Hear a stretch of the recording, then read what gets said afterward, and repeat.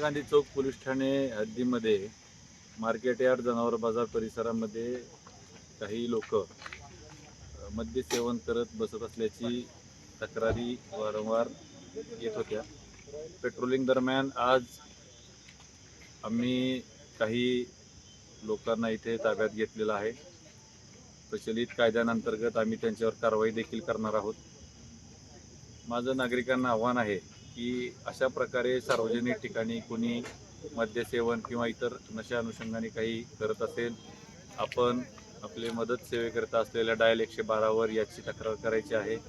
महात्मा गांधी चौक police station तात्काळ त्याच्या अनुषंगाने कारवाई करून त्याच्यावर गुन्हे दाखल करणार आहेत.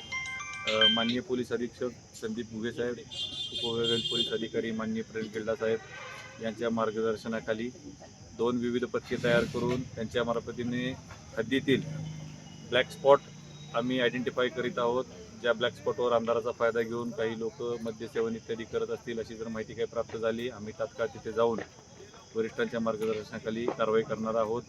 यापुढे देखील महात्मा गांधी चौक पोलीस स्टेशनकडून कठोर कारवाई करण्यात येणार आहे. नागरिकांना आव्हान आहे, आपण असं कुठेही सार्वजनिक ठिकाणी मद्यसेवन इत्यादी करण्यासाठी बसू नये व असं कोणी मिळून आल्यास नागरिकांनी डायल 112 किंवा महात्मा गांधी चौक पोलीस स्टेशन येथे फोन करून माहिती द्यावी.